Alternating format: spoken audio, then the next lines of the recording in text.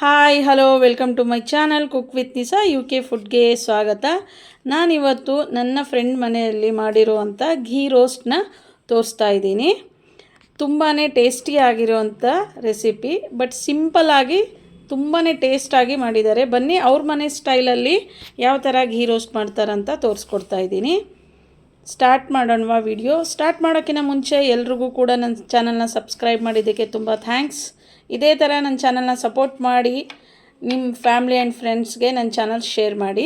ಇಲ್ಲಿ ಅರ್ಧ kg ಆಗೋಷ್ಟು ವಿತ್ ಸ್ಕಿನ್ನು ಚಿಕನ್ ಇದೆ. ಇಲ್ಲಿ ಧನಿಯಾ ಕಾಳು, ಕರಿಬೇವು ಸೊಪ್ಪು, ಸ್ವಲ್ಪ ಮೆಂತ್ಯ, ಮೆಣಸು, ಜೀರಿಗೆ, ಬೆಳ್ಳುಳ್ಳಿ, ಆಮೇಲೆ ಒಂದು 4-5 ಚಕ್ಕೆ. ಇಲ್ಲಿ ಖಾರ ಮೆಣಸಿನ್ಕಾಯಿನೂ ಇದೆ, ಬ್ಯಾಡಗಿ ಮೆಣಸಿನ್ಕಾಯಿನೂ ಇದೆ, 2 ಮೆಣಸಿನ್ಕಾಯಿ ಇದೆ. ಇದನ್ನು ಇವಾಗ ಬಿಸಿ ನೀರಲ್ಲಿ ಹಾಕಿ ಇಟ್ಬಿಡೋಣ.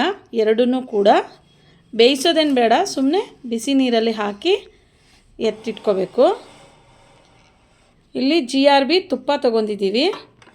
ಇದು 50 ಗ್ರಾಮಷ್ಟು ಇದೆ. ನಿಮ್ಗೆ ಬೇಕಿದ್ದರೆ ಅದರಲ್ಲಿ ಸ್ವಲ್ಪ ಎಣ್ಣೆನೂ ಕೂಡ ಆ್ಯಡ್ ಮಾಡ್ಕೋಬೋದು. ಇಷ್ಟು ಬೇಕಾಗಿರುವಂಥ ಪದಾರ್ಥ. ಇವಾಗ ಸ್ಟವ್ ಮೇಲೆ ಒಂದು ಬಾಣಲಿ ಇಟ್ಟು ಇದು ರೋಸ್ಟ್ ಮಾಡ್ಕೊಳ್ಳೋಣ. ಮಸಾಲೆನ, ಡ್ರೈ ಮಸಾಲೆನ ಸ್ವಲ್ಪ ಲೈಟಾಗಿ ಫ್ರೈ ಮಾಡ್ಕೊಂಬಿಡಬೇಕು. ಇದಕ್ಕೆ ಎಣ್ಣೆ ಬೆಣ್ಣೆ ಏನೂ ಹಾಕಿಲ್ಲ, ಸುಮ್ಮನೆ ಹುರ್ಕೊಂಬಿಡೋಣ. ಹಸಿ ಸ್ಮೆಲ್ ಹೋಗೋವರೆಗೂ ಹುರಿದ್ರೆ ಸಾಕು. ನೋಡಿ ಇವಾಗ ಹುರಿದಿದೆ. ಇದನ್ನು ಒಂದು ಮಿಕ್ಸಿ ಜಾರಲ್ಲಿ ಹಾಕೊಳ್ಳೋಣ. ಇದ್ರ ಜೊತೆಯಲ್ಲೇ ನಾವು ಬಿಸಿ ನೀರಲ್ಲಿ ಹಾಕಿರುವಂಥ ಬ್ಯಾಡಗಿ ಮೆಣಸಿನ್ಕಾಯಿ ಮತ್ತು ಖಾರ ಮೆಣಸಿನ್ಕಾಯಿ ಎರಡೂ ಕೂಡ ಹಾಕ್ಕೊಳ್ಳೋಣ. ಇದನ್ನು ನುಣ್ಣಗೆ ರುಬ್ಕೊಂಬಿಡೋಣ. ಇದಕ್ಕೆ ಬೇಕಾಗಿರೋವಂಥ ಮಸಾಲೆ ಇಷ್ಟೇ. ಅವ್ರ ಮನೆ ಸ್ಟೈಲಲ್ಲಿ ಮಾಡ್ತಾಯಿರೋದು. ಇದಕ್ಕೆ ಬೇಕಂದರೆ ನೀವು ಗೋಡಂಬಿ ಕೂಡ ಹಾಕ್ಕೋಬೋದು. ಒಬ್ಬೊಬ್ಬರ ಮನೇಲಿ ಒಂದೊಂದು ಥರ ಮಾಡ್ತಾರೆ, ಬಟ್ ಇದು ತುಂಬಾ ಟೇಸ್ಟ್ ಆಗುತ್ತೆ. ಒಂದು ಬಾಣಲಿ ಇಟ್ಟು ಅದಕ್ಕೆ ತುಪ್ಪ ಹಾಕ್ಕೊಳ್ಳೋಣ. ಮುಂಚೆನೇ ಮಸಾಲೆ ಫ್ರೈ ಮಾಡ್ಕೊಂಡಿರೋವಂಥ ಬಾಣಲಿ ಇದು, ಅದರಲ್ಲೇ ಕಂಟಿನ್ಯೂ ಮಾಡ್ತಾಯಿದ್ದಾರೆ ಅವರು. ಇದಕ್ಕೆ ರುಬ್ಬಿರುವಂಥ ಮಸಾಲೆನ ಹಾಕ್ಕೊಳ್ಳೋಣ.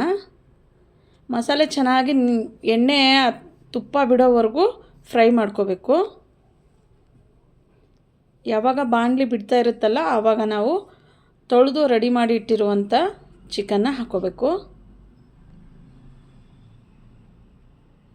ನೋಡಿ ಇವಾಗ ನೀಟಾಗಿ ತಳ ಬಿಡ್ತಾ ಇದೆ. ಸೈಡಲ್ಲಿ ಕೂಡ ತುಪ್ಪ, ಸ್ವಲ್ಪ ಎಣ್ಣೆ ಬಿಡ್ತಾ ಇದೆ ನೋಡಿ. ಇವಾಗ ತೊಳೆದಿರುವಂಥ ಚಿಕನ್ನ ಹಾಕ್ಕೊಳ್ಳೋಣ. ಚಿಕನ್ ಹಾಕಿ ನೀಟಾಗಿ ಮಿಕ್ಸ್ ಮಾಡ್ಕೋಬೇಕು. ಇದಕ್ಕೆ ರುಚಿಗೆ ತಕ್ಕಷ್ಟು ಉಪ್ಪು, ಇಲ್ಲಿ ಕಲ್ಲುಪ್ಪನ್ನ ಬಳಸ್ತಾ ಇದ್ದೀವಿ.